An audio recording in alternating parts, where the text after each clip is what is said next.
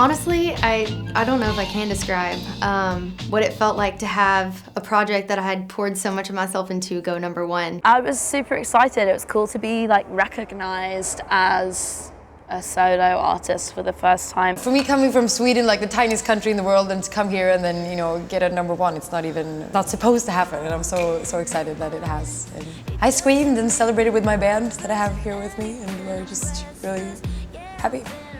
My band and I and the whole crew went to dinner that night, and I had a massive steak and some wine, some really good red wine, and that's how I celebrated.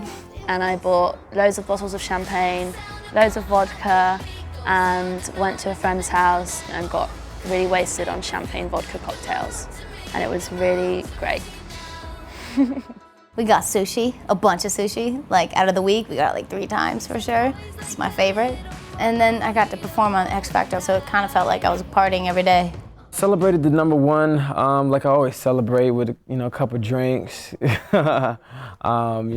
the people that are close to me. Just kind of don't spend too much time in that celebration mode, because it's kind of just like on to the next one. What's the next move? There wasn't really any celebration time because I was just working. So yeah, I didn't really do anything big.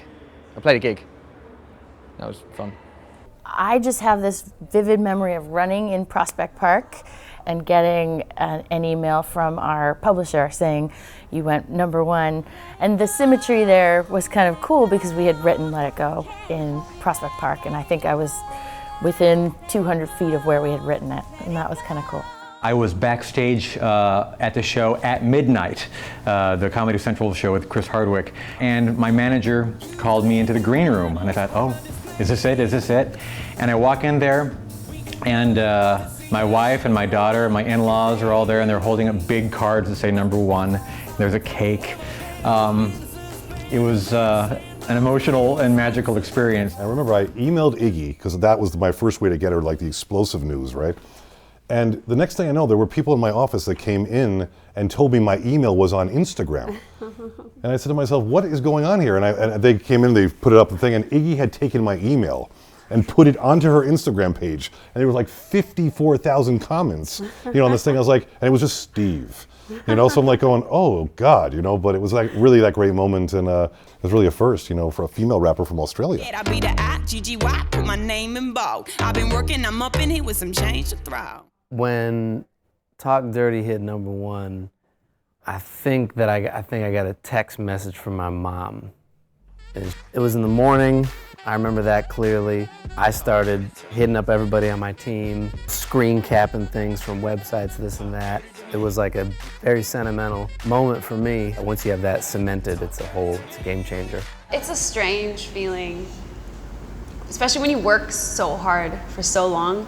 It feels like it's going nowhere for so many years, and then all of a sudden something takes off, and then suddenly you see a #1 beside your song, and it almost doesn't make sense. It's really important for us because, just like we sing about in the song, having the guts to follow your dreams, and believe in who you are and what you really want. It was really important for us that song is the song that made it. That's the song that opened all the doors, and we proved that we wasn't wrong, and other people don't have to be too. Is sort of like the gravy on the mashed potatoes of Guardians of the Galaxy, because there was no way that I ever expected the soundtrack to do so well. So the fact that it did was it was pure joy, and without that much effort beneath it, frankly, because I just was having fun putting that soundtrack together. Just an overwhelming feeling of gratitude to the people that helped put the song where it was, and that's the fans, that's the team at Island, everyone, the public promotion staff. And then, my initial reaction was disbelief.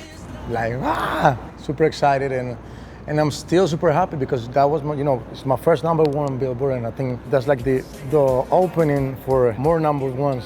So the first #1 on Billboard, you gotta be happy for that. When the album Corazon went to #1, it was deeply gratifying to me. I signed the original Santana Band going back to 1969. So to see now, in the year 2014, Carlos still going #1 is so personally rewarding and fulfilling for me. It takes them their whole careers, to get a #1 record. So when it happened, you really, really appreciate it. But we didn't celebrate. Did we celebrate? I think we just got right back to work. Right back to work. Celebrated. Yeah. I celebrated by folding my hands and saying thank you to God for long life with many, many blessings and miracles. They were able to consistently reach a collective commonality in people, women, children, all ages. It's a wonderful place to be where you're not a stranger or a tourist, but you're part of the family.